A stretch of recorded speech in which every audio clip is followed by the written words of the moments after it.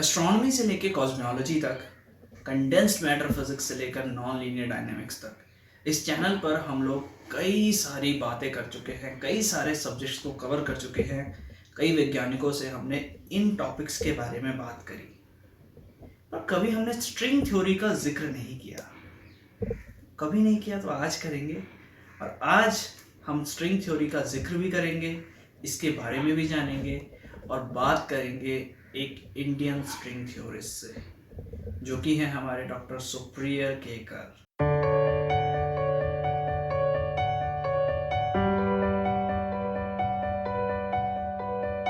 Sir, आपका बहुत बहुत स्वागत है रोजेंडा टॉक्स पर। और कैसे हैं आप?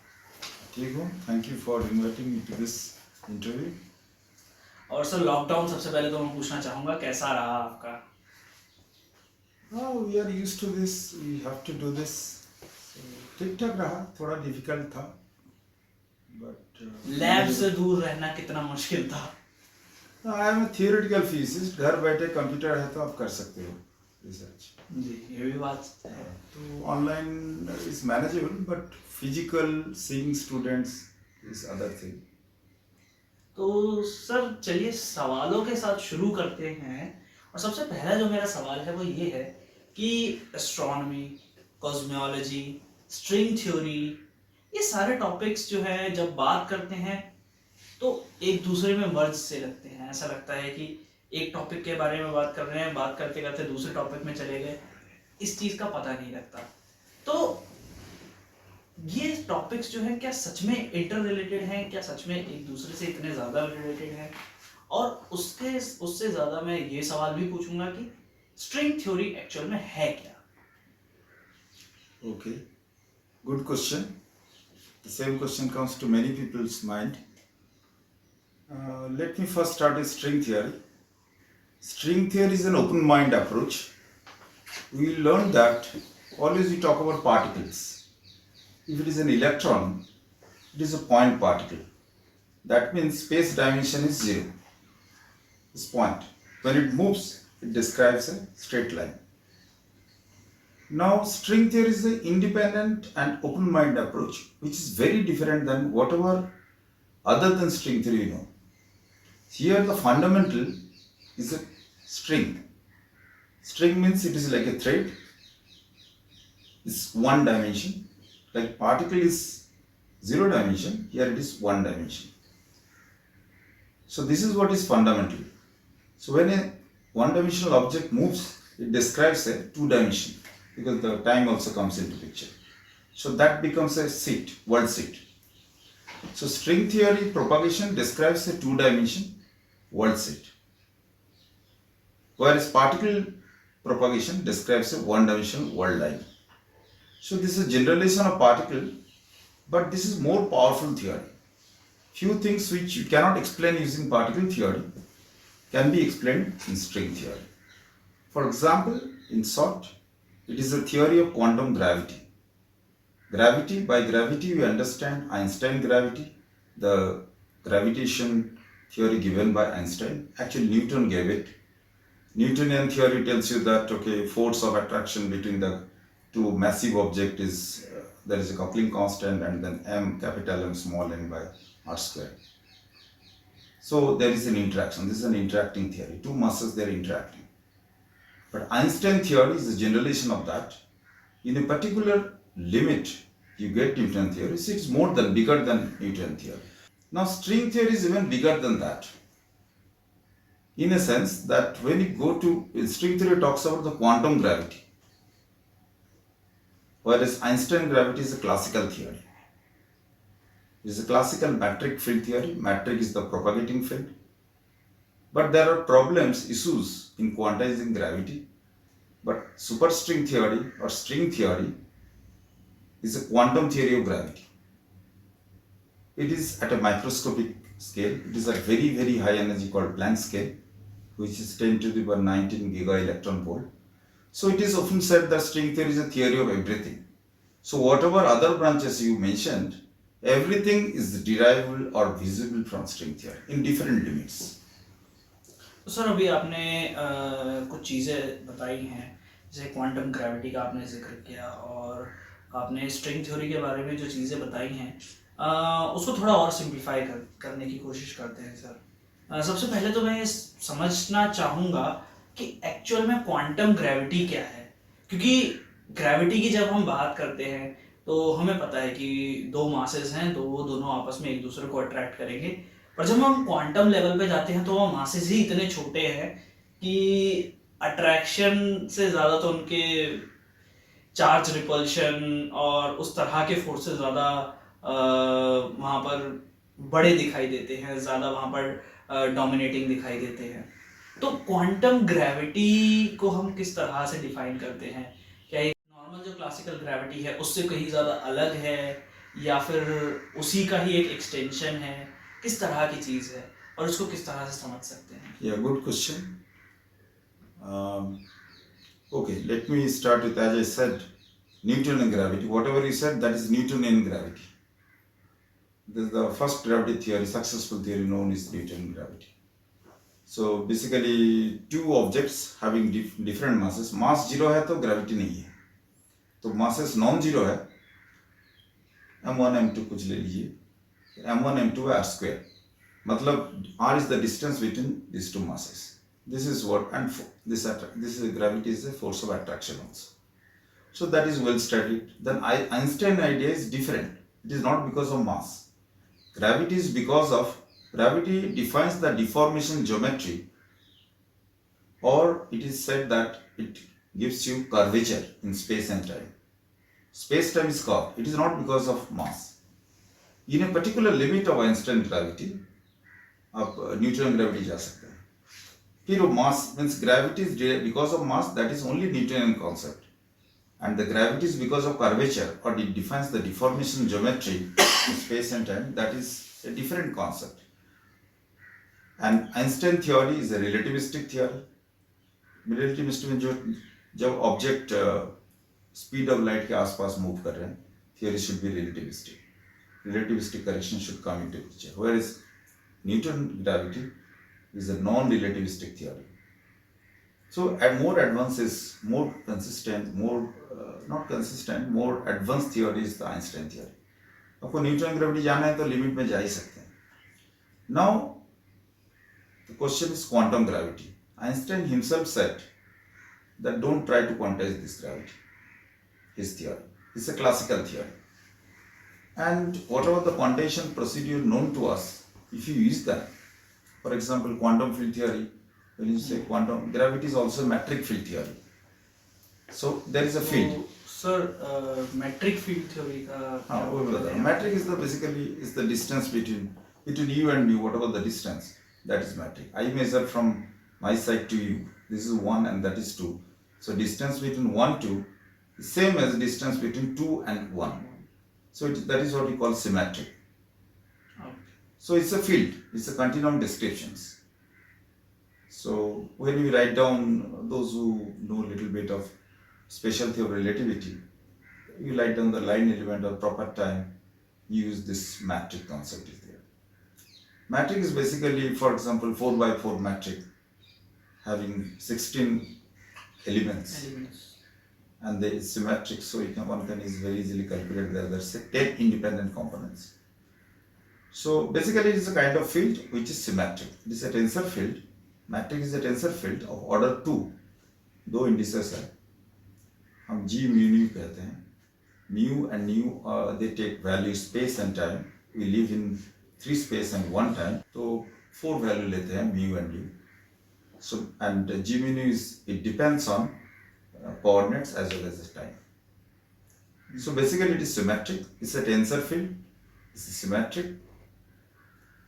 So we know how to quantize field theory using field theory techniques. So this is another kind of field. But if you use those techniques known in field theory, if you apply them here, we do not find a consistent theory. There are, we call them divergences in the theory. Divergence, infinite energy concept comes in, and infinity breaks the calculations and so on. So we need to think new, and there comes string theory. String theory is one theory where it's a candidate, it's open said it's a candidate for quantum gravity. Now what is quantum gravity? Einstein said he you don't have to go to quantum gravity. Classical, his theory is good enough because it's a theory of space and time, and space and time is continuum. Quantum is discrete. So you come from your office to my office. So space is continuum. You did not jump. It is a continuous road or path. That is classical description. But when it's quantum, basically quantum means it is quanta means or it's a packet. It's a discrete.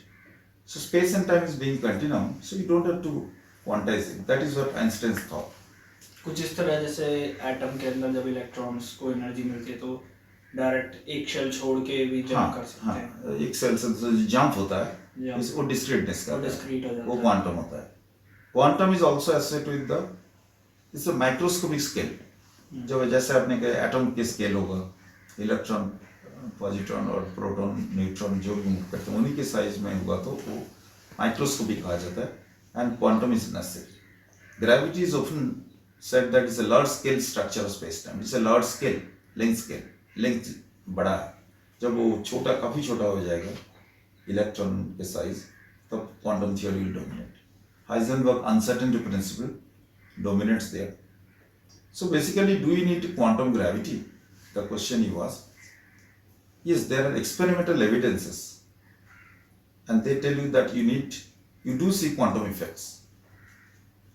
So, for example, Stephen Hawking, his idea, in his name there is Hawking radiation. If you want to understand that, you need quantum theory. Other is physics laws will be violated. Similarly, there are supernova explosions and so on. There are various experimental data. They tell us that we need quantum gravity. So if it is quantum gravity, then space-time will be discrete. Suppose you move on a straight line, you cannot move. If it is quantized, you move from here to here, and then you jump, and then you move. Roughly, crude example is that. So that is the idea. We live in the space we live in is classical, good enough. We never jump from one place to other. And Einstein gave that logic. He said that it's a classical theory, good enough. He said, his famous quote says, the God doesn't play dice. Dice खेलते हैं ना? छक्का चौका जो आता है probabilistic होता है। कभी छक्का आएगा, कभी चौका आएगा, 4 or 3, 2 whatever. पर जब probabilistic and quantum theory is probabilistic theory, but classically deterministic theory मतलब 6 आएगा आपको पता है, 4 आएगा। So he said God doesn't play dice. That means he said that roughly the relatively classical theory. His gravity is a classical. And there are many problems with that gravity. One problem is gravity theory is the interacting theory. Because the technology that you know to quantize gravity, that is available in quantum field theory. If you apply them, we say that we cannot get a successful result here. Point is, gravity is another point. There are several issues. Another issue is gravity is an interacting theory. How do you understand?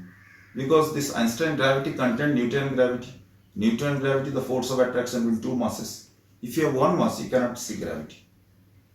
Two masses are there, and the distance between them, the force is inversely proportional to the square of the distance. So it is an interacting theory. Einstein gravity contained that Newtonian gravity. So Einstein gravity is also an interacting theory. So there is no free theory of gravity. Whereas when you go to field theory, every time there is a free theory. If it's a scalar field theory, it's a free theory is there. Then you can introduce interaction. Free is available. If it is a gauge theory, Maxwell theory is free theory. Then you can go to Young's theory, interacting theory. Even string theory, free string theory is there. And you can go to interacting string theory also. So we made a conjecture in this contest. Conjecture means by seeing, means it doesn't violate what we say. If you have a free theory, possibly you can quantize that theory. If you do not have a free theory, quantization is impossible. And this is consistent with gravity also. Einstein gravity is not a free theory, and there is no free theory exists, so you cannot quantize it. String theory uses a different trick to quantize gravity. So you do see, if you quantize, you see a particle. Field is a continuum description. ये बड़ा सा space है, ये field है. But when you quantize, you see a particle. That is the quanta of that field particle. That is called graviton. So it is something like very crude example. In a class, always I give this example to my students. In a class there are say 50 students. I want to take an extra lecture, for example. So it is impossible to communicate to 50 students. So I will try to figure out, or I will ask them to choose a monitor who can monitor the class, or representative. Should they agree that, okay, they talk and they agree that this person is suitable. So that person comes to me and takes all information and then gives that to other people. So that is kind of, he is representing the whole class. So collectively all students said that he is our leader. So he is the quanta, one quanta of that, roughly.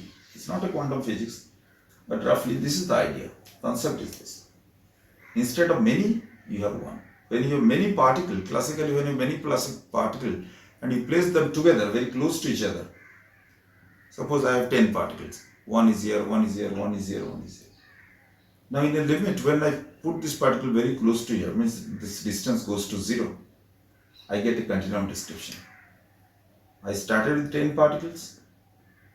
मान लीजिए बड़ा बड़ा 4 ball ले 10 ball ले दिए. Distance between them is मान लीजिए 10 centimetre. But then 10 centimetre को लिमिट में आप 0 करेंगे. Then from this independent particle, that is, then you go to a continuum description. फिर continuum को आप जब quantize करेंगे, there are certain rules, mathematical expressions, and if you say that this field should satisfy this along with its canonical conjugate momentum, जैसे x एक coordinate होता है, इनका कैनोनिकल मोमेंटम हम px कहते हैं, जो मोमेंटम होता है. ऐसे फील्ड जो होता है उनका कैनोनिकल कॉन्जुगेट मोमेंटम भी होते हैं. दोनों को लेके हम कम्यूटेटर एक डिफाइन करते हैं. टेक्निकलिटी थोड़ा आता है. फिर उसी को कहते हैं it should not vanish, it should satisfy certain property. फिर उसी को कहा जाता है canonically quantized. Quantized means now the fields are operators. And basically Heisenberg uncertainty principle एक होता है, वो जब सेटिस्फाई करता है, जब छोटे स्केल पे हाइजेनबर्ग अनसर्टेनिटी प्रिंसिपल सेटिस्फाई होता है, तब जो ऑब्जर्वेबल है जेट एक्स पी एक्स ये सब ऑपरेटर्स हो जाते हैं. सो क्लासिकल फील्ड में 5x कंटिन्यूम है, बट जब क्वांटम में जाएंगे 5x transfer to an operator, field operator.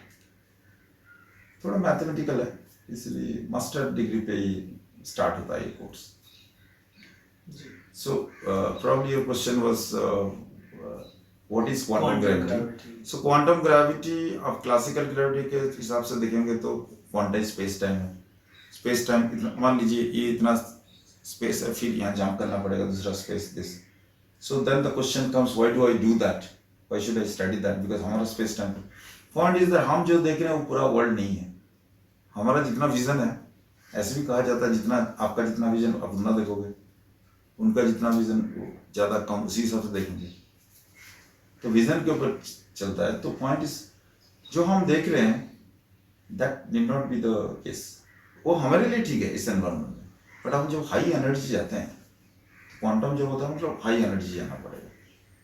So at a high energy whatever we see that intuition will not work. So वहाँ पे स्पेस टाइम कंटिन्यूम नहीं है. So it is a fuzzy space. जो quantum string theory में हम quantum gravity की बात करते हैं, often it is as a fuzzy space. Fuzzy space means continuum नहीं है, random सा space. Also another example I can give. You can think of quantum का मतलब क्या होता है gravity context में. हमारा gravity classical है. मान लीजिए रूम में हम सब बैठे हैं, classical हम walk कर रहे हैं, continuum है. दूसरे रूम में भी है continuum, तीसरे रूम में continuum है. But there is no connection from this room to other room. वहाँ से तीसरा. So ऐसे continuum 1, 2, 3 करके infinity और very large number of space शायद है. But then I or you sitting in this, we do not know whether somebody is there or not. We cannot communicate. Sir ये सारी थ्योरी जो आप समझा रहे हो, अब यहाँ मेरे दिमाग में 2 चीजें चल रही है और बहुत तेज चल रही है. वो ये है, एक तो वर्म होल और दूसरा है मल्टीवर्स. ये जो चीज़ आपने बताई, तो कुछ ऐसा लगता है जैसे मल्टीवर्स का कॉन्सेप्ट कोई समझा रहा हो। तो क्या ये थ्योरी जो मल्टीवर्स है ही तो है। उस चीज को खोलती है, तो जरा उसके बारे में भी हमें वही बताइए। मल्टीवर्स है। वॉर्म होल को क्या यही थ्योरी एक्सप्लेन करती है? नहीं वो अलग है, मैं बता रहा हूँ, दोनों अलग है। पहले समझते हैं क्या क्वेश्चन था आपका। मल्टीवर्स और मल्टीवर्स, ओके, वही मल्टीवर्स ही कह रहा था। That is a multiverse means multiple universe. जी। तो हम एक यूनिवर्स में हैं, बट हम सोचते हैं यही है, but there could be many more universes. Classically हम देख रहे हैं तो हम we are happy with this, ये तो एक ही यूनिवर्स है, कोई देख नहीं रहे। But the concept is if you go to quantum gravity, that is the example I was giving, there are many such universes.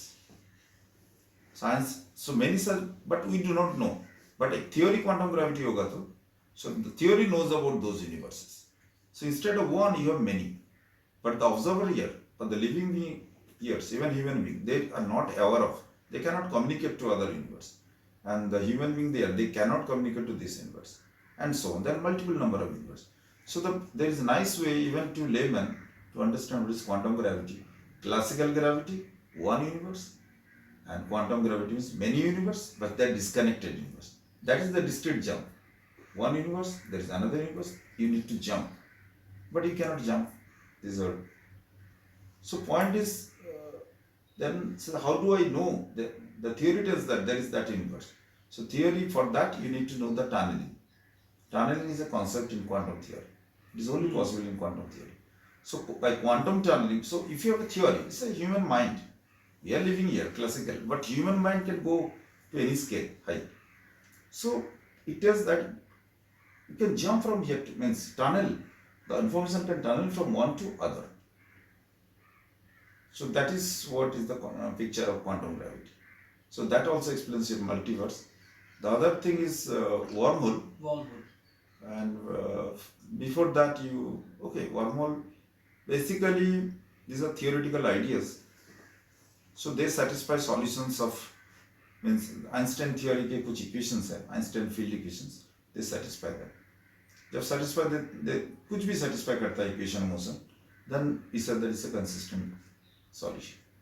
So wormhole इसलिए कहते हैं worm जैसा देखने में होता है, दो side move है. So it's two universe, एक universe यहाँ पे, एक universe यहाँ, they are connected through a narrow pipe.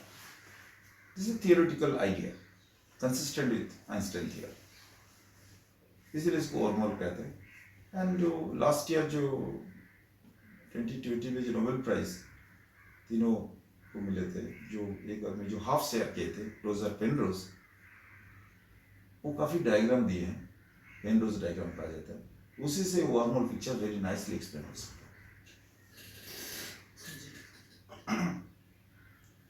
बहुत ही बढ़िया. मल्टीवर्स की बातें यहाँ चल रही हैं, टोबी और एंड्रू पता नहीं आएंगे कि नहीं आएंगे. तो चलिए सर अगले सवाल की तरफ बढ़ते हैं. अगला सवाल सर, वॉर्महोल के बारे में बात हो गई, मल्टीवर्स के बारे में बात हो गई, बट एक चीज जो पक्का हमें पता है कि वो एग्जिस्ट भी करती है, प्लस उसकी पिक्चर भी अभी हाल ही में 2019 में क्लिक करी गई है, वो है ब्लैक होल. जब ग्रेविटी की बात करते हैं तो उसकी बात होना लाजमी है. तो ब्लैक होल के बारे में हम लोग अभी ये जानेंगे कि स्ट्रिंग थ्योरी क्या ब्लैक होल पर भी अप्लाई होती है, किस तरह से ब्लैक होल को जो है वो भी स्टडी किया जा रहा है, और क्या हम लोग कभी ऐसा जान पाएंगे कि जो मैटर ब्लैक होल के अंदर जा रहा है उसके साथ क्या हो रहा है, ब्लैक होल के अंदर क्या है, क्या ब्लैक होल के अंदर भी कुछ अलग से चीज़ है. क्योंकि कई सारे सवाल आते हैं और कई सारी इमेजिनेशन भी आ जाती हैं. कई लोग तो कहते हैं कि ब्लैक होल के अंदर एक और यूनिवर्स है पूरा. वो पूरी एक, वो तो खैर एक इमेजिनेशन पर वो बिल्ड है, बट ब्लैक होल के बारे में हमें थोड़ा बताएं. आपने काफी सारे सवाल किए, अच्छे अच्छे सवाल. पहले है black hole. Always I tell my students, जो वर्ड दिया गया पहले उसको समझिए. So black hole, it is a hole which is black. What is the meaning of black? Black means nothing comes out. It is really black. कभी flight में कहते हैं ब्लैक बॉक्स. ब्लैक मतलब वो इतना हार्ड बॉक्स होता है, iron से बना हुआ है, वो कुछ रिकॉर्ड कर लेता है कभी भी कुछ मिस हैपनिंग से. So black means nothing comes out. That is the definition of black. एक बार चला जाता है तो अदृश्य हो जाता है. So black hole first is that. Now technically, what it is described by Einstein gravity. ये जो आइंस्टाइन ग्रेविटी की बात कही, कर्वेचर की बात की है, जो भी ग्रेविटी है उनका एक एक्शन लिखा जाता है, वेरिएशन किया जाता है, इक्वेशन मोशन मिलता है, फिर उनका सॉल्यूशन, डिफरेंशियल इक्वेशन बनते हैं, नॉन लीनियर इक्वेशंस बनते हैं, उनका solution, non linear equation solve किया ना जा सकता, it's very difficult, nobody can solve it. तो कंप्यूटर में करते हैं तो न्यूमेरिकल सिमुलेशन होता है, वो फिर एग्जैक्ट सॉल्यूशन नहीं बनता है, but only few exact solutions are known. एक कहा जाता है श्वार्ज़शील्ड ब्लैक होल, सिंपलेस्ट जो होता है, फिर कहा जाता है रायसन नॉर्डस्ट्रॉम ब्लैक होल, फिर Kerr black hole, Kerr Newman black hole, there are so many. Schwarzschild, anti-de-Sitter black hole, Schwarzschild de-Sitter. So not many, only few countable number of solutions exist, and they satisfy Einstein field equations. So we call them exact solution. So technically, any arbitrary कुछ हम सोच लिए उसको black hole कह देंगे. उनका property है black hole में सब कुछ जा सकता है, nothing comes out. That is the definition. But then it should satisfy Einstein field equations. So जो सेटिस्फाई करता है, जो नाम लिया श्वार्ज़शील्ड सेटिस्फाई करते हैं, रायसन नॉर्डस्ट्रॉम सेटिस्फाई करते हैं, and only countable number of black holes are there. Now आपने क्वेश्चन पूछा स्ट्रिंग थ्योरी के ब्लैक होल डिस्क्राइब करते हैं. स्ट्रिंग थ्योरी के अंदर आइंस्टाइन ग्रेविटी है, जैसे आइंस्टाइन ग्रेविटी के अंदर न्यूटन ग्रेविटी है, that means in a limit of Einstein gravity that is called Newton limit, you can go to Newton gravity. Newton gravity linear होता है, आइंस्टाइन ग्रेविटी नॉन लीनियर होता है. Non linear का मतलब है सुपरपोजिशन प्रिंसिपल, लाइट का जो superposition principle होता है वो सेटिस्फाई नहीं करेगा. And Einstein gravity string theory के एक पर्टिकुलर लिमिट में, लो एनर्जी लिमिट में आइंस्टाइन ग्रेविटी होते हैं. So naturally Einstein gravity black holes are there defined, string theory also defines black holes. But string theory में और भी कुछ अलग अलग ब्लैक होल हो सकते हैं सॉल्यूशंस, क्योंकि स्ट्रिंग में कपलिंग होता है, वो डिलेटन कपलिंग कहा जाता है, थोड़ा जनरलाइज्ड है, तो डिलेटन कपलिंग है, डिलेटर फील्ड मूव कर रहा है एंड डिलेटन चार्ज भी होते हैं, सो ऑन. सो एक अलग काइंड ऑफ ब्लैक होल भी दिखा गया है थियोरेटिकली. और क्या क्वेश्चन था? या बेसिकली ये है, बेसिकली यही था. बाकी तो एक इमेजिनेशन थी कि लोग कहते हैं कि ब्लैक होल के अंदर एक यूनिवर्स है, वो सारी बातें, ओके, वो नहीं वो एक भी तरीके बता रहा से हूँ, साइंस फिक्शन टाइप. नहीं वो भी बता रहा हूँ. Yeah, that is not correct, but the point is, जब ब्लैक होल है तो व्हाइट होल क्यों नहीं रहेगा? This is curiosity. ये व्हाइट होल क्या है? Exactly opposite. Black hole absorbs everything, nothing comes out. मैं एक चेयर फेंक दिया ब्लैक होल में, चला जाएगा, दृश्य हो जाएगा. I went स्पेस स्टॉप लेके जाओगे तो अंदर चला जाएगा, नहीं आएगा. So curiosity is there, कहाँ जा रहा है?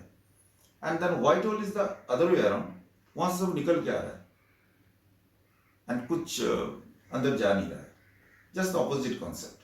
White means everything comes out. Black means everything absorbs. So, एक concept है. Now imagine a circle. आपने जो क्वेश्चन किया, imagine a circle. ऐसे सर्कल जो होता है, imagine कर लीजिए. फिर दो पॉइंट ले लीजिए, मान लीजिए ऑपोजिट पॉइंट ले लीजिए. This is a concept. This may not be true also. तो एक में मान लीजिए व्हाइट होल है, ये ब्लैक होल है. ये जो व्हाइट होल है, यहाँ से सब कुछ निकल सकता है. So information comes and फिर goes here and disappears.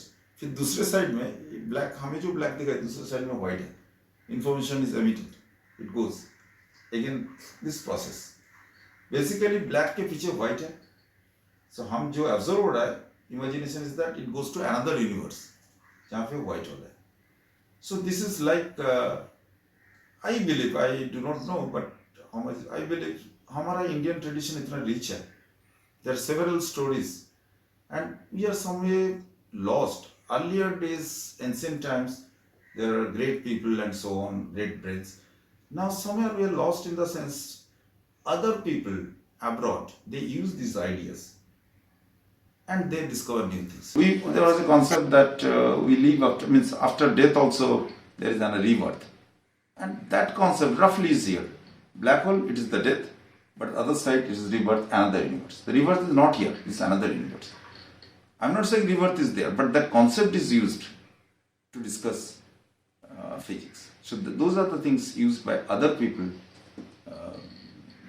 other from Indian. Okay, तो सर ब्लैक होल की जब हम बात करते हैं तो इवेंट होराइजन की एक बात जो है वो हमेशा रहती है कि इवेंट होराइजन के पार जो है वो कोई चीज़ सही सलामत तो नहीं जा सकती, जो भी चीज़ जाएगी वो कभी बाहर तो नहीं आ पाएगी। तो इवेंट होराइजन क्या चीज़ है, और क्या ब्लैक होल कभी ऐसा हो सकता है कि इतना ज़्यादा अपने अंदर मैटर एब्जॉर्ब कर ले कि वो खुद ही ओवरलोड हो जाए और बर्स्ट हो जाए, या कुछ कुछ ऐसा हो उसके साथ हो जाए?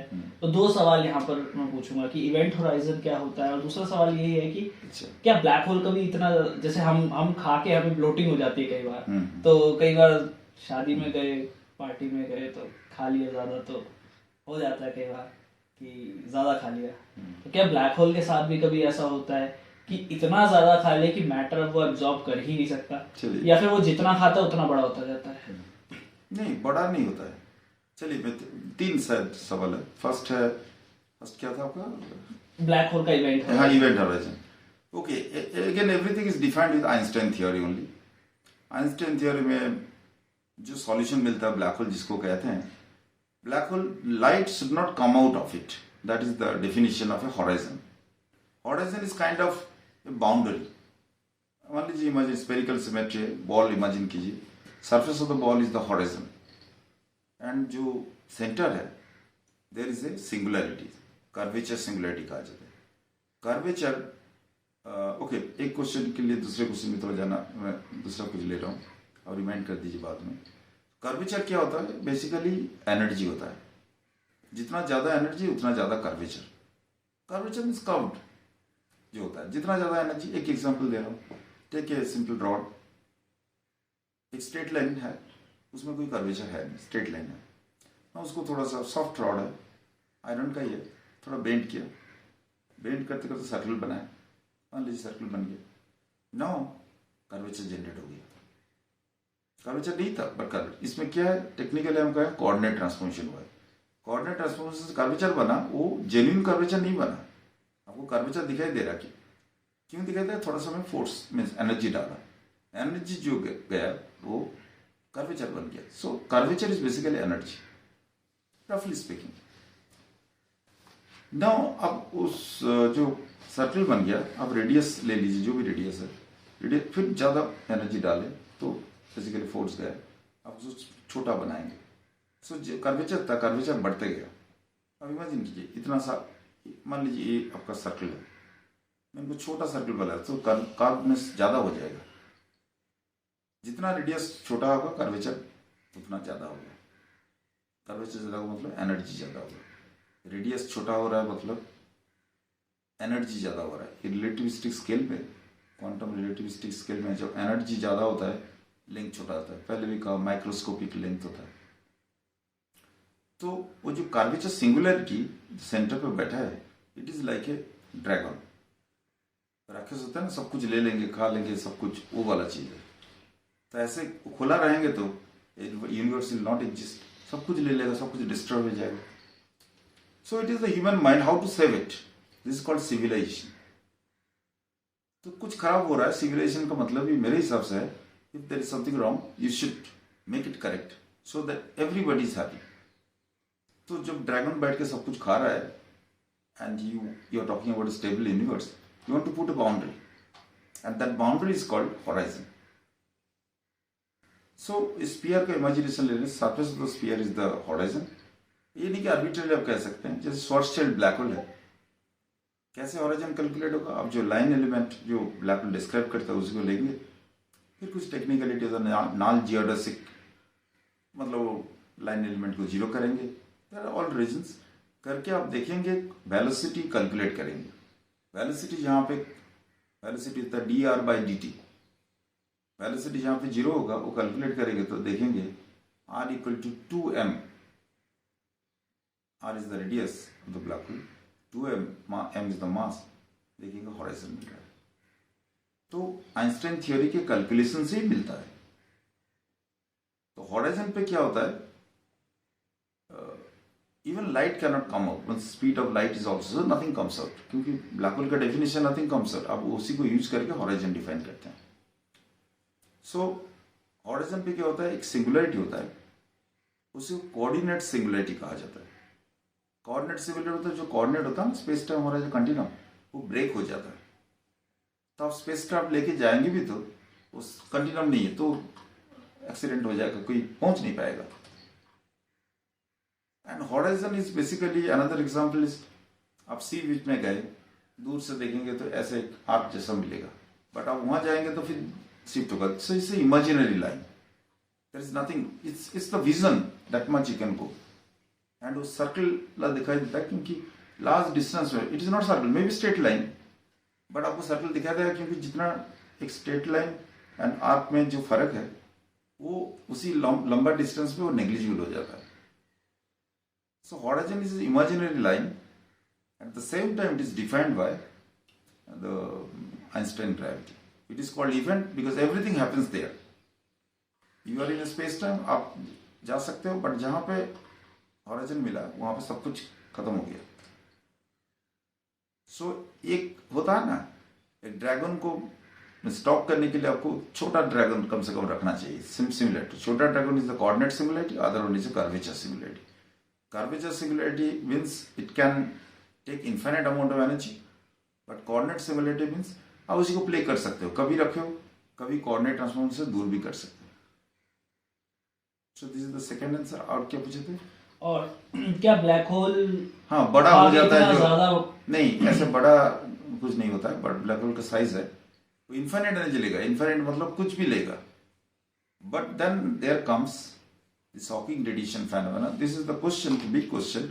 फिजिक्स क्वेश्चन इज इतना सब ले लेगा, कुछ देगा नहीं, तो कंजर्वेशन लॉ फेल होता है.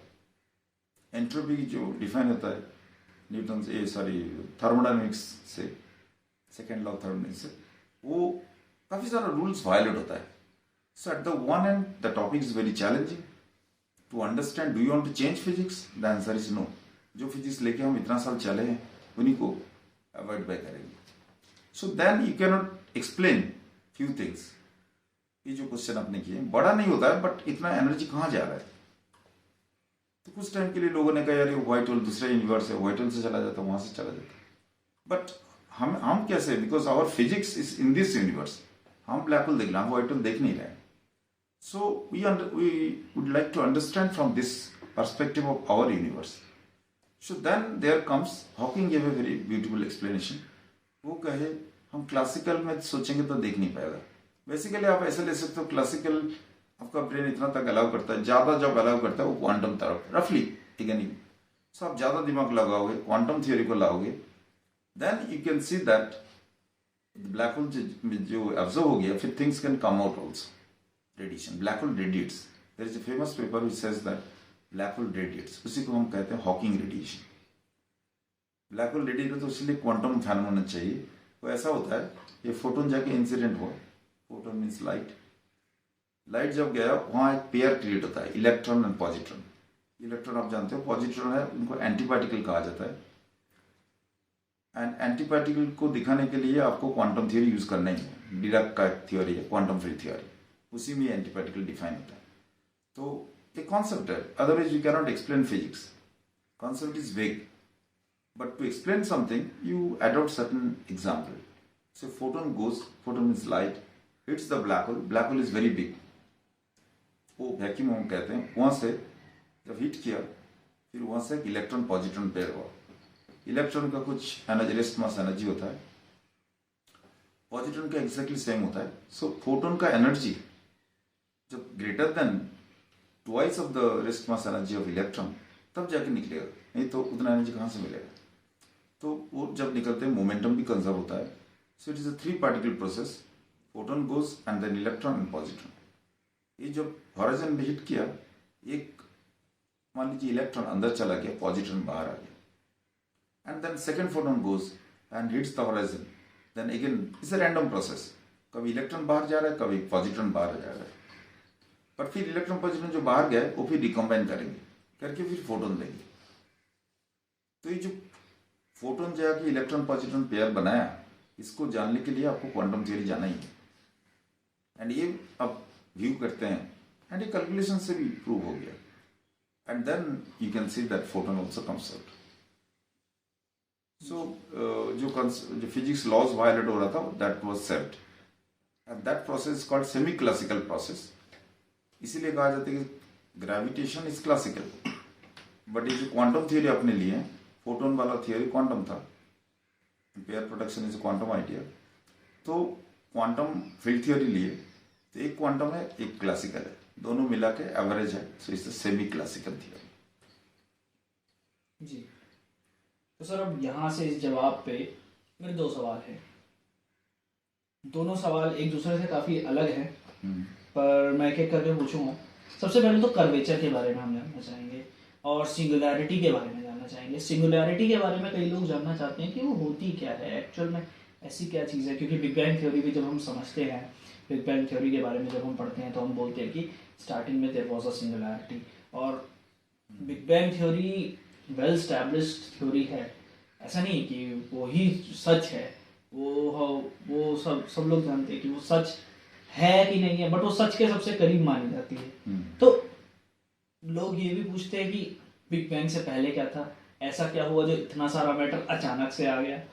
और सर्न के साइंटिस्ट जो हैं डॉक्टर अर्चना शर्मा, जब मैं उनसे बात कर रहा था तो उन्होंने मुझे बताया था कि बिग बैंग के टाइम पे मैटर और एंटी मैटर दोनों आपस में एक साथ एक ही लेवल पर जो है वो बने थे, जो प्रोड्यूस हुए थे वो एक साथ बने थे.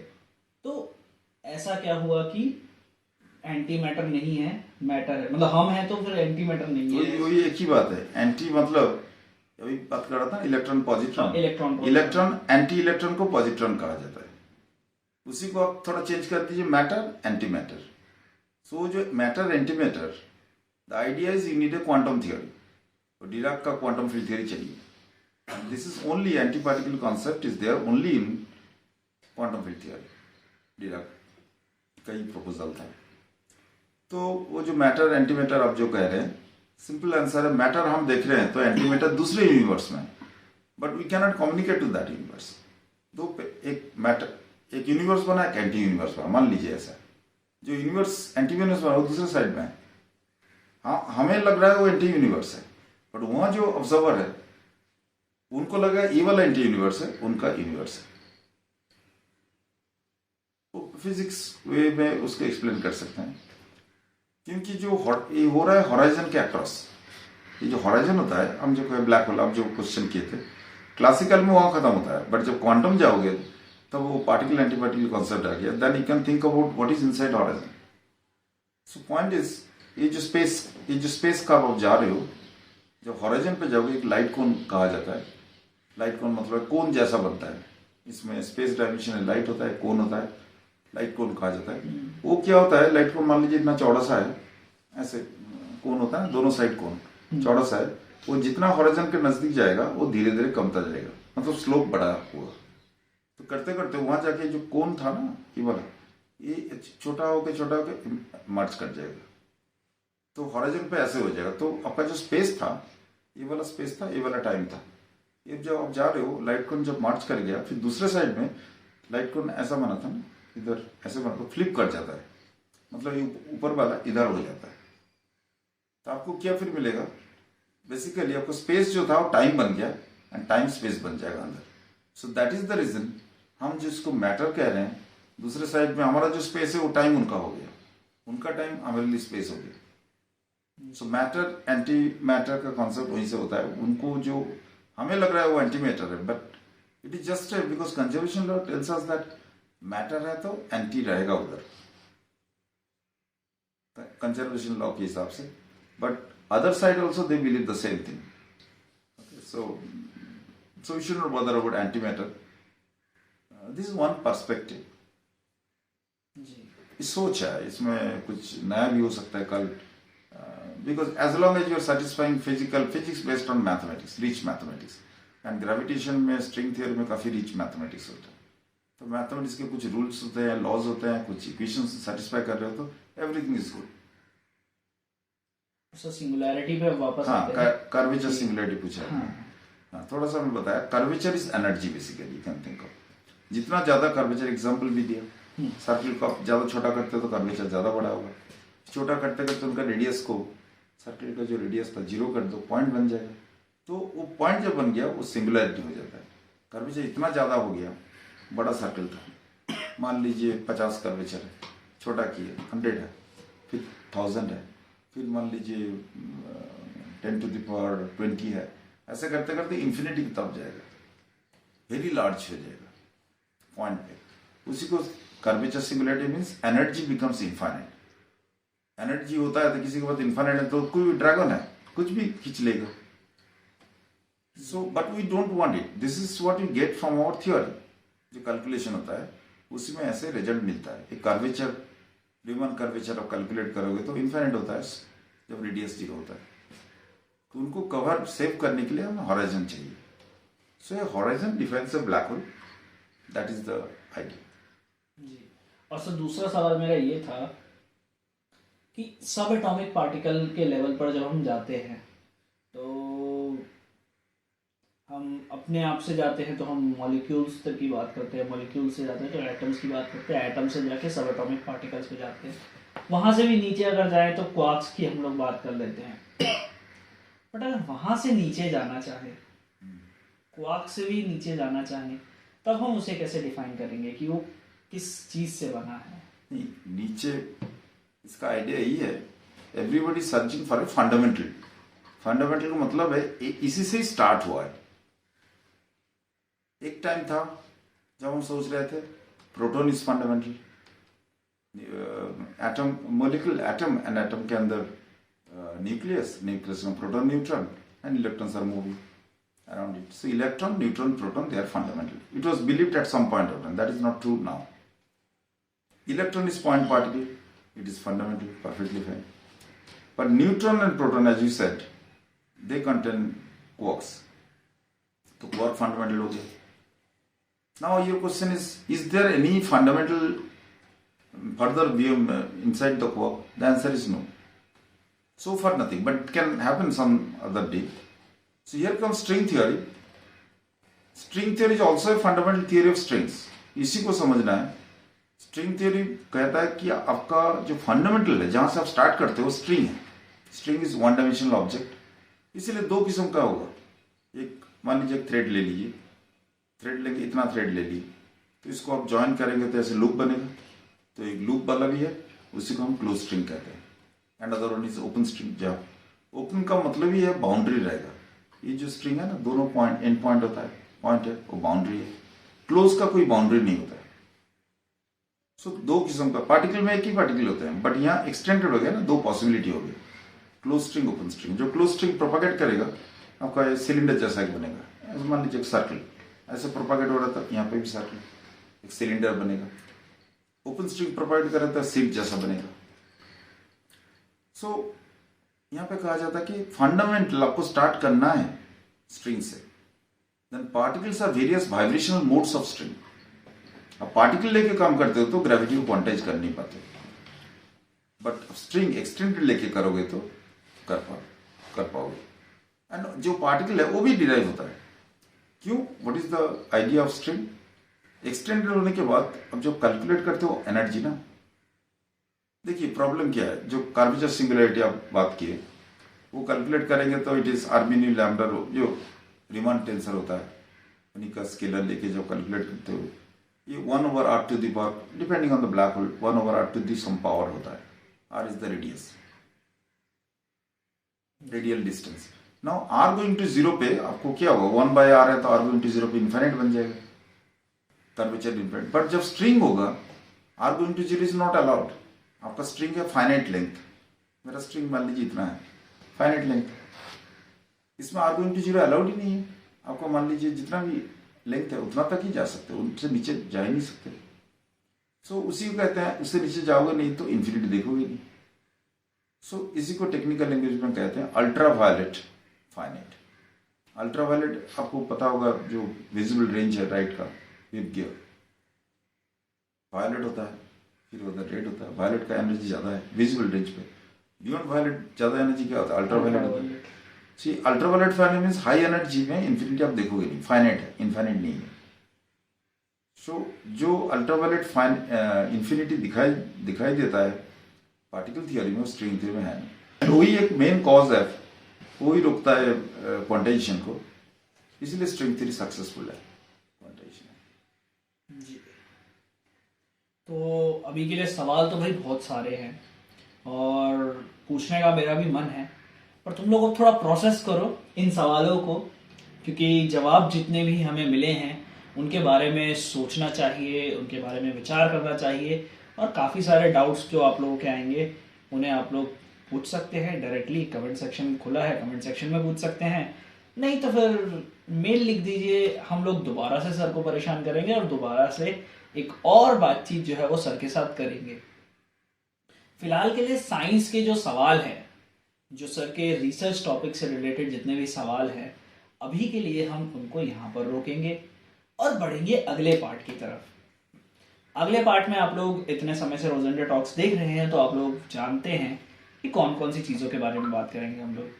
ऑब्वियसली भारत के साइंस के बारे में बात करेंगे, साइंस कम्युनिकेशन के बारे में बात करेंगे, और फिर आएंगे लास्ट में फन सेगमेंट, सर की पर्सनल लाइफ के बारे में बात करेंगे। तो अगर अब तक आप लोग ये इंटरव्यू देख रहे हैं तो अब आगे आने वाले जो सवाल होंगे वो साइंस से रिलेटेड उतने ज़्यादा नहीं होंगे, पर टॉपिक्स जो है वो कह सकते हो कि साइंस और साइंटिस्ट से रिलेटेड होंगे। तो उस पार्ट पर चलिए आगे बढ़ते हैं पार्ट 2 में। चलिए स्वागत करते हैं सर का। सर आपका बहुत बहुत स्वागत है पार्ट 2 में। Thank you once again. और पिछले पार्ट में तो सर हमने बहुत सारी बातें करी, स्ट्रिंग थ्योरी के बारे में बातें करी, सिंगुलैरिटीज के बारे में बातें करी, और बहुत सारी चीज़ों के बारे में बातें करी। अब हम बात करते हैं, आप दिल्ली यूनिवर्सिटी में पढ़ाते हैं और बहुत सारे संस्थानों में इससे पहले आपने काम किया है, तो ओवरऑल जो एक्सपीरियंस दिखाई देता है भारत में स्ट्रिंग थ्योरी का और कॉस्मियोलॉजी एंड क्वांटम ग्रेविटी का, एक तरीके से अगर कोई स्टूडेंट आज के टाइम पर इसको पढ़ना चाहे, इन सारे टॉपिक्स पर रिसर्च करना चाहे, तो क्या एक जो है वो मायने आपको दिखाई देते हैं? क्या कुछ चीज़ें जो हैं वो क्या सपोर्ट जो है वो स्टूडेंट को मिलती है उस तरह से रिसर्च करने के लिए? क्योंकि रिसर्च करने के लिए पैसा भी बहुत लगता है, सपोर्ट चाहिए ही चाहिए। विदाउट सपोर्ट हम लोग उतना रिसर्च कर नहीं सकते, भले ही हम लोग कितने भी एंथुसियास्ट हों। तो भारत में इस टॉपिक पर कितनी रिसर्च जो है वो आपके हिसाब से अभी होती है? Very good question. First of all, I believe that if somebody is research minded, the interest is a must. It is not that I'll do it for 10 days and leave. It is a long time process. And many students I have seen in Delhi University, they have shown interest while I teach a course, specialized course. They even talk to me outside the lecture, show enthusiasm, and some do not show also. But there is always a possibility that some will not show. So overall, I think students are very enthusiastic and they want to learn the subject, and that is there. Now, as far as the support is there, yes, there are various institutions. There are very large number of institutions in India now.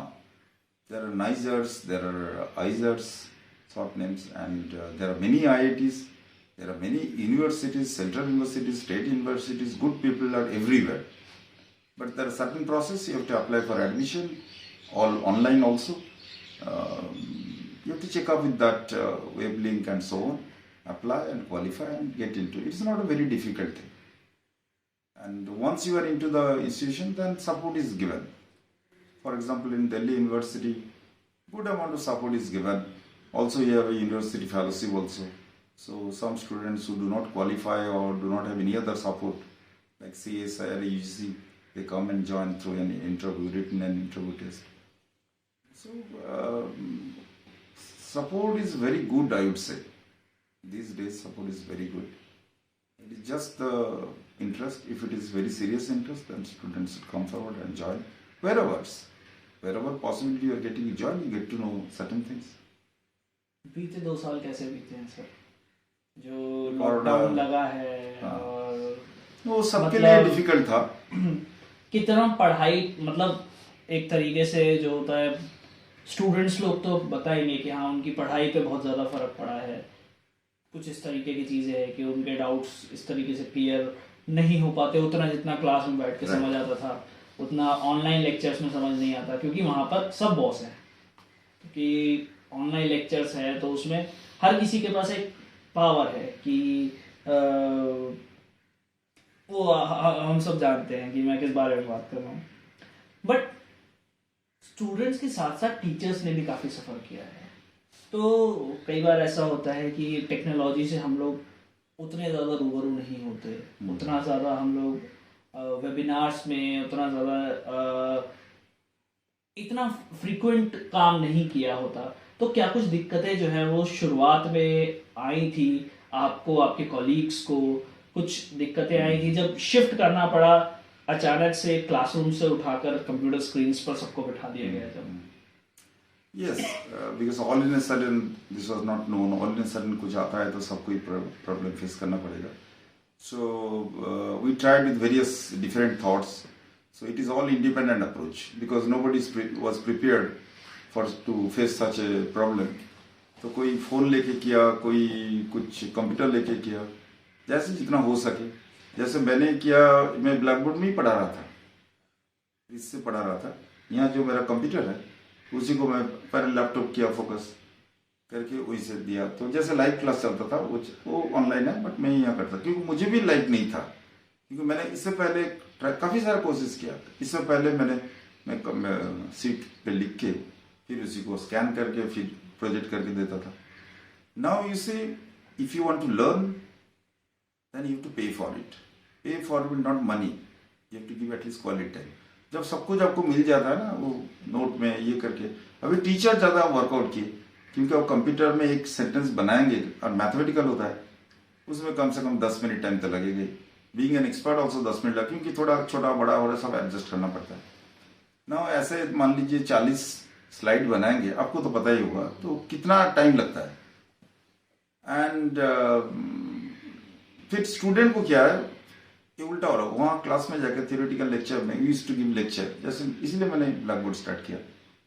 Black board तो knowledge तो है, जो भी है हम कर देते थे एंड स्टूडेंट उसको नोट लेते थे. अभी स्टूडेंट नोट लेते नहीं, सेव कर लेते हैं. एंड उससे क्या होता है, may be there 5% student those are interested but other remaining वो कॉल कर लेंगे, परसू कर लेंगे. हाँ वो फोटो फिर सेम गैलरी में रह जाती है. हाँ फिर एग्जाम भी हो रहा है ऑनलाइन तो हम देख रहे हैं, हम कुछ पूछे हैं क्योंकि क्वेश्चन ये नहीं कि डायरेक्ट क्वेश्चन है. अब मैं कुछ पूछा हूँ थोड़ा थॉट तो होगा ही क्योंकि ओपन बुक है बट वो तो कुछ समझे नहीं, उसी को टॉपिक दे दी. मतलब जो पूछा गया उससे कोई लेन देन नहीं है. सो मेरे हिसाब से भी and also we don't see the student. मैं जब यहाँ लेता था मैं डिराइव करता था तो मेरा स्टाइल वो क्लासरूम स्टाइल है तो एंड वो फोकस कर दिया उनको मिल जाता था. बट देन कनेक्टिविटी का इशू आता है. कभी ऑल इन सडन कनेक्टिविटी चला गया, फिर वेट करो, कम्युनिकेट नहीं हो रहा है, ये हो रहा है. First year was terrible, somehow we managed. Second year में थोड़ा सा बेटर है.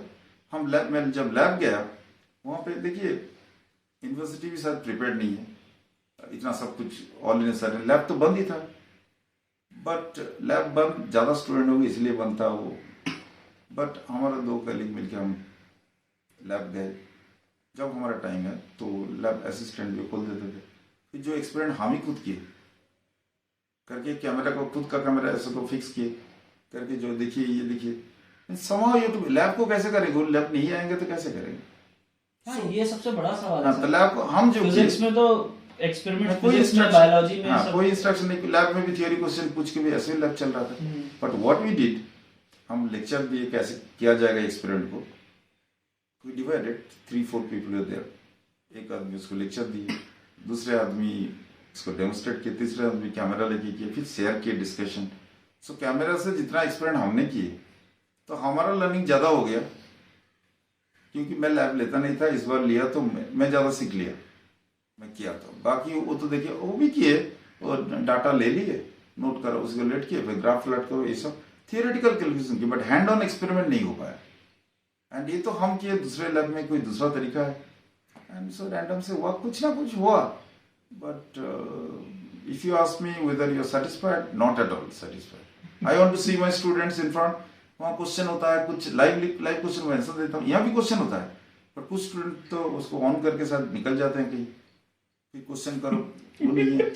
तो ये लर्निंग, वो काफ़ी कमेंट्स भी हमें मिल रहा है कहीं कहीं से, वो कहते हैं कि इस बार ये 2 साल बैच का जो डॉक्टर इंजीनियर जो भी निकल रहे हैं अभी, मैं यही सवाल अगला मेरा आने वाला था सर कि ये जो अगले क्या क्या विचार है आपके, क्या विचार है, पर्सनल विचार है कि ये जो 2019 के बाद जो बैच आई एग्री, मैं जितना फील किया उसी हिसाब से आई एग्री, बट इतना नहीं कि कुछ नहीं पता होगा, बट वो क्वालिटी नहीं मिलेगा क्योंकि सबके साथ हो रहा है, but there is exception, 10-20% could have read, I am not talking, but जो जनरल मास हमारा होता है वो कल कर लेवल नंबर तो मिल गया ना, so they are good for getting another jobs things like, but research के लिए उनको फिर से पढ़ाई करना पड़ेगा, नहीं तो रिसर्च नहीं होगा।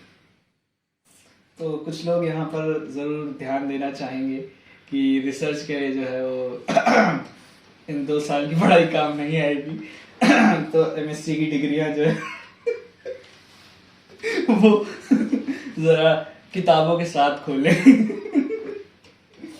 तो सर ये तो रही कोविड के टाइम की बात रही कि लॉकडाउन के टाइम पे इतनी सारी दिक्कतें जो है वो हम लोगों ने फेस करी, बट अब चीज़ें दोबारा से खुल रही हैं, दोबारा यूनिवर्सिटीज़ में स्टूडेंट्स जो हैं वो आना शुरू हो रहे हैं, तो भी जो नया उत्साह जो होता है वो स्टूडेंट्स में जब एंट्रेंस वगैरह दे के आते हैं, कई सारे स्टूडेंट्स जो हैं वो अब आपके पास आते होंगे, अब आपसे सवाल पूछते होंगे, तो जब ऑफलाइन अब जब आप स्टूडेंट्स को देखते हैं तो क्या कुछ चेंज सवालों में आया है उनके, क्या कुछ चेंज ऐसा आया है कि मतलब क्या एक तो सबसे पहले तो डर तो सब में ही होगा कि कहीं ये दोबारा ना आ जाए चीज़, क्योंकि ये जो चीज़ अभी एक नया वेरिएंट और आ गया, पता नहीं क्या क्यों नहीं खत्म हो रहा है, नए नए वेरिएंट आए जा रहे हैं, तो एक नया वेरिएंट और आ गया। तो स्टूडेंट्स के सवालों में कुछ चेंज होता हुआ देखा है आपने पिछले 2 सालों में कि पहले कुछ इस तरह के पर्टिकुलर सवाल आया करते थे, टॉपिक से रिलेटेड इतने सवाल आते थे,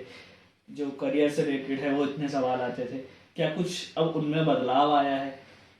देखिए, पिछले जो ऑफलाइन हम ब्लैक बोर्ड पढ़ा रहे थे उसके साथ कोई कंपैरिजन ही नहीं है। अभी का जो टीचिंग तो हम कर रहे हैं, हम तो वही काम कर रहे हैं, बट इंटरेक्शन काफ़ी कम हो गया है एंड सब थोड़ा इजी गोइंग भी हो गया स्टूडेंट।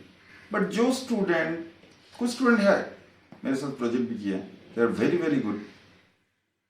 डिफिकल्ट क्या हुआ, जब ऑफलाइन था वो आके कभी पूछते थे, इजीली आंसर मिल जाता था, बट जो ऑनलाइन में इतना पॉसिबल नहीं है, कोई फोन पे थोड़ा बात, ये बात ऐसे होता था, बट वो खुद पढ़ाई की and they are very good students and they did. जब प्रोजेक्ट प्रेजेंट किए आई वॉज अमेज्ड, जितना साल पिछले साल मेरे साथ प्रोजेक्ट किए, जितना भी स्टूडेंट प्रेजेंट किए, ये स्टूडेंट थोड़ा अलग से अच्छे किस्म के थे, extra ordinary, and I could not help them that much.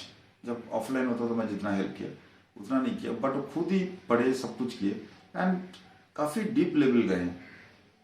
सो जो पढ़ना चाहते हैं, सीधी बात है, जो पढ़ना चाहते हैं वो तो अच्छे किए होंगे, और कुछ जो एवरेज होते हैं, कल करेंगे परसों करेंगे, वो वहाँ पे जैसे कि क्लास में, फिजिकल क्लास में एग्जांपल मैं दे रहा हूँ, कभी कभी स्टूडेंट आते हैं दिल्ली में से बिग यूनिवर्सिटी, फिर ऐसा हुआ है 2 कोर्स में पढ़ाया, पार्ट 1 पार्ट 2। पार्ट 1 में एक बच्चा अच्छा कर रहा है, दूसरा बच्चा, 2 मान लीजिए ए बी, ये अच्छे हैं तो बी अच्छे नहीं है, फिर किसी कारण पार्ट 2 में वो जब एग्जाम दिए, सब पढ़ लिए, बी को इंटरेस्ट लगा। अभी मैं देख रहा हूँ पार्ट 2 में बी कभी भी क्लास से जा नहीं रहा है, कुछ नहीं है, रेगुलर है। फिर क्वेश्चन पूछता हूँ तो ऐसे हुआ, जो ए एंड बी मान लीजिए 30% लेवल के थे, गांव का एक लड़का था and A was a girl here, A was very good, B was average. But जब धीरे धीरे बढ़ता गया, मैं देखा जब एग्जाम के टाइम दोनों बराबर हो गए नॉलेज में, एंड कभी कभी क्लास में बी आंसर देता था, बाकी सब चुप है। I was also surprised. I encouraged him, and then in part 2, he was like anything. Then he gave for entrance. He is doing research in IIT Bombay, and he got several IIT Kanpur also. He got. So point is, those who take interest, irrespective of कितना knowledge है, कम है, ज़्यादा है, वो नहीं है। आप interest लेते हो तो we are here. everybody helps and you can do well. Ji.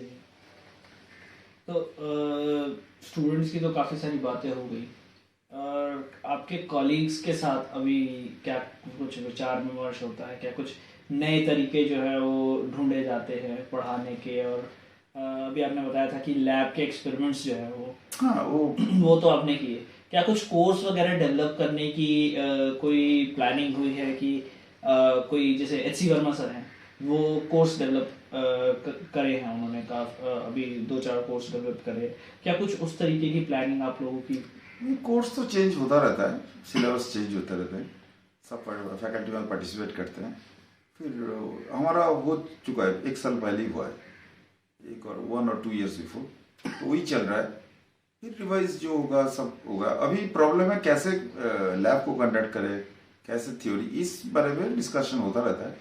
But everybody uses their own support system, and ये कोई सेंट्रल फैसिलिटी नहीं है जहाँ पे आप ये करो सब जाकर कर देंगे। हमारे यहाँ आज तक हुआ नहीं है, शायद हो जाए। बट टीचिंग चलता है, टीचिंग में कोई डिस्कंटिन्यू कुछ ऐसा कुछ नहीं हुआ है।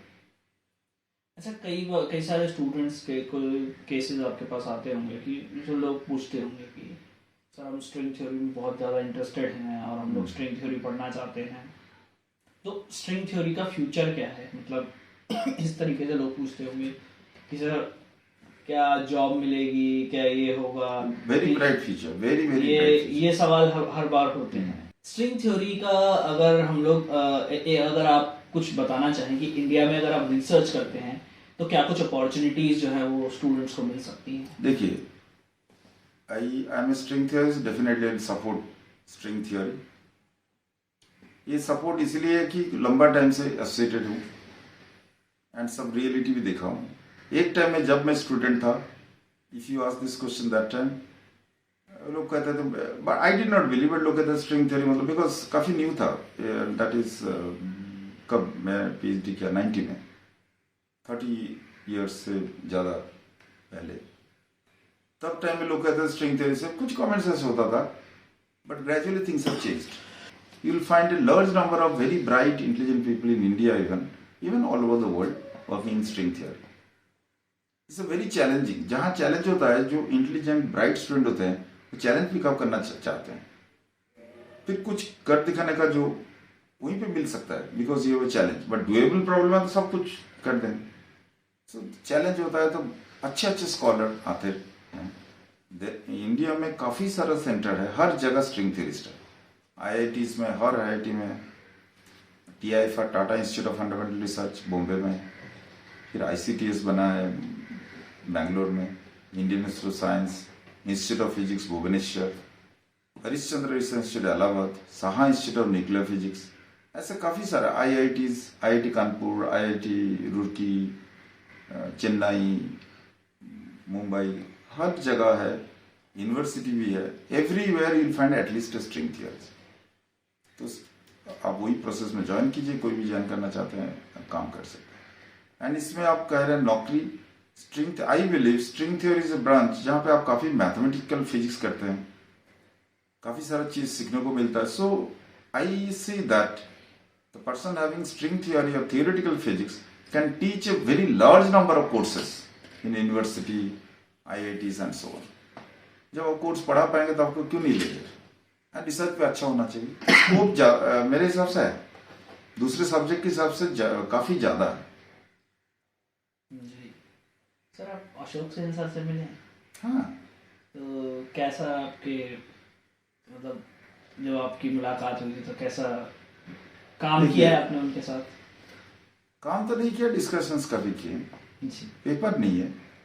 मैंने हरिश्चंद्र रिसर्च इंस्टीट्यूट में 1 साल बिताया, वहाँ पे वो थे, वो तब नया ज्वाइन किया तो मैं भी ज्वाइन किया था, ऑलमोस्ट सेम 95 में हम दोनों ही ज्वाइन किए थे। वो प्रोफेसर, मैं पोस्ट डॉक्टरल फेलो था।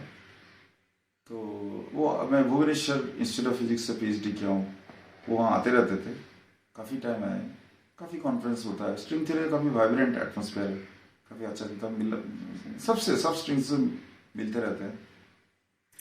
And is a very lively person, very simple mind person. कभी कुछ डाउट है, कुछ भी है, डिस्कस करो, वेरी इजीली वो एक्सप्लेन कर देते हैं। ब्यूटीफुल ह्यूमन बीइंग, एक एसेट है, कंट्री का एसेट है, इससे ज़्यादा क्या। जी। तो सर अब थोड़े पर्सनल सवालों की हाँ। तरफ चलते हैं। जी। सबसे पहला सवाल ये है कि सर इतनी देर से हम लोग बात कर रहे हैं साइंस की, और आपके रिसर्च की इतनी बात करी हमने, और इतनी सारी चीज़ें आपने हमें बताई, पर एक चीज़ हम ज़रूर जानना चाहेंगे कि आपका इंटरेस्ट कैसे डेवलप हुआ विज्ञान की तरफ, और कैसे आपने फिजिक्स को अपना सब्जेक्ट जो है वो चुना, और स्ट्रिंग थ्योरी में आप कैसे आए। ये देखिए, मेरे को मैं सोच लिया था स्ट्रिंग थियरी, वो गलत होगा। I come from a middle class family. मैं कहूँगा तो स्टूपिडिटी सुनाई देगा, बट उस समय मैं स्टूडेंट था, जो दिमाग में आता था वही मैं कह रहा हूँ। मैं जब पढ़ाई करता था, somehow I like mathematics. Mathematics मेरा फेवरेट था, क्योंकि मैथमेटिक्स करते हो तो नंबर भी अच्छा मिलता है, सब कुछ है, तो mathematics was kind of subject, उसी में जात दिया। जब मैथमेटिक्स में ज़्यादा करके मैं बिल्कुल ऊपर लेवल पे चला गया, अच्छा हो रहा है, फिर देखा धीरे धीरे मेरे साइंस के सब्जेक्ट मतलब फिजिक्स, केमिस्ट्री, ये सब अच्छे। बायोलॉजी इतना अच्छा नहीं था, फिजिक्स अच्छा होता लगा। Next was physics, then chemistry, and literature kind of average, I did not pay that much of attention. And धीरे धीरे जब ऊपर ऊपर जाते हो, सब्जेक्ट भी कम होता जाता है। फिर जब हम 12 में लेवल पे लिए, वहाँ पे ओनली साइंस लिए, तो ऑटोमेटिक वही सब्जेक्ट हो गया फेवरेट। तो जब आपका फेवरेट मिल जाता है और ज़्यादा करने का कोशिश भी हो जाता है। एंड देन जब बीएससी पे गया, तब था क्वेश्चन फिजिक्स लेना है कि मैथमेटिक्स लेना है, केमिस्ट्री लेना है, तीनों चॉइस था हमारे टाइम। मेरे एक टीचर थे जिनको मैं कंसल्ट कर रहा था, वो प्रोफेसर थे, वो कहे केमिस्ट्री, वो केमिस्ट्री के थे, नेचुरली वो केमिस्ट्री का, इसमें नौकरी ज़्यादा है, ये वो है। But I was not interested, अंदर से नो मुझे मेरा मैथमेटिक्स अच्छा होता है, तो मैथमेटिक्स। बट मैं छोटा भी हूँ, इतना मुझे नॉलेज, मैथमेटिक्स का थोड़ा स्कोप कम है, फिजिक्स का ज़्यादा है, तो उतना मुझे पता उस समय नहीं था। तो मैथमेटिक्स मुझे लेना था। फिर मैंने देखा, जब बैठा था मैथमेटिक्स लेना था, नहीं तो फिजिक्स, ऐसे मैं सोच रहा हूँ। फिर देखा जो सीक्वेंस में बुला रहे हैं, मेरिट सीक्वेंस पे, मेरे सामने 3 स्टूडेंट थे, वो तीनों ही फिजिक्स ले लिए। मेरा भी फिजिक्स की तरफ था, बट मैथमेटिक्स, क्योंकि मैथमेटिक्स का फैकल्टी, आप कहाँ काम कर रहे हो, कौन सा फैकल्टी है, अच्छा टीचर है कि नहीं है, वो सब भी मैटर करता है। तो मेरा सिंपल, वही मैं कहा, मेरा सिंपल था। मैं देखा मुझसे जो अच्छे 3 है, वो जब फिजिक्स ले रहे हैं, तो फिजिक्स का काफ़ी डिमांड है, हाई नंबर भी चल रहा है, so I should I sacrifice and go to mathematics. ये सिंपल लॉजिक उसी टाइम मुझे लगा। तो मेरे घर से फ्रीडम था, you can take any subject, तो मैंने फिजिक्स ले लिया। फिजिक्स भी अच्छा लगा, मैथमेटिक्स साथ में था। मास्टर में जब गया, फिजिक्स के अंदर भी काफ़ी क्लासिफिकेशन होता है, theoretical physics, experimental physics, theory के अंदर भी कुछ कुछ होता है। तो जो चॉइस जैसे आता था वो करते गया। फिर रिसर्च जब गया, तब भी पार्टिकल फिजिक्स मेरा लेना था, क्योंकि पार्टिकल फिजिक्स में स्पेशलाइजेशन किया था। तो स्पेशलाइजेशन मतलब थोड़ा ज़्यादा पढ़े हो, ज़्यादा नॉलेज है, तो उसी में ऑटोमेटिक लग गया। बट जब एक आदमी कोई फैकल्टी मेंबर नया ज्वाइन किए, and he was very new, and then I came to know that he has learned a few new things, new techniques, and he, fortunately or unfortunately, he was string theorist. तो इतना choice नहीं था, मुझे लगा कुछ नया सीखना है उनसे। Confirm field theory was very new topic that time. String theory के अंदर ही कन्फर्म फील्ड थियरी होता है। तो किसी ने कहा ये नया चीज़ सीखो, वो काम देगा, पुराना तो ऑब्सोलेट हो रहा है। मैं कहा why not this conformal field theory करके। He was the youngest faculty member. लोग ज्वाइन करते हैं, कभी प्रोफेसर बड़े बड़े, मैं देखा कि नहीं मुझे सीखना है, तो उसी में मैं ज्वाइन किया। फिर जब ज्वाइन किया, स्ट्रिंग थ्योरी करते हैं, स्ट्रिंग थ्योरी किया, ये सब काम किया। करते करते string theory is possibly the only field जहाँ पे ज़्यादा मैथमेटिक्स यूज होता है। तो मेरा जो इंटरेस्ट पहले था मैथमेटिक्स, वो वहीं पे मिल गया। सो आपको ज़्यादा कुछ करना नहीं होता, डेस्टिनी रहता है, आपको जो इंटरेस्ट है वही लीजिए। तो वही मैं I one day I was analysing, I thought that okay, I was interested in mathematics. Basically, we do a bunch of mathematics. अभी फिजिक्स पता है तो उसको जोड़ते हैं साथ में, जो रिजल्ट मिलता है फिजिकल इंटरप्रिटेशन होता है। So mathematics, I conclude saying that in my opinion, if you know good mathematics, you can do anything in everything. You can do very good in banking, you can do in teaching, you can do everywhere. So mathematics is very crucial. And mathematics is backbone of physics. But physics is the royal branch of science. तो सम्मान मिलेगा, scope है, mathematics में है but कम है थोड़ा सा India में। मैथमेटिक्स आती हो तो काफ़ी अच्छा होगा। तो सर एक चीज़ अब मैं आपसे ये पूछूंगा, स्ट्रिंग थ्योरी का आपने बताया, कोई एक ऐसा एक्सपीरियंस आपका हो आपके टीचर के साथ या स्टूडेंट के साथ जो आप शेयर करना चाहते हो, कोई ऐसा इंसिडेंट हुआ हो जो आपको हमेशा याद रहता है? इंसिडेंट तो काफ़ी सारे हैं, क्या कहूँ, चलिए एक मजाक वाला एक इन्विजिलेशन कर रहा था एग्जामिनेशन में, मैं कुछ कोर्स पढ़ाया था, हर किस्म के स्टूडेंट होते हैं, and this was student was basically poor in the sense knowledge के हिसाब से, वो कुछ लिख रहे थे,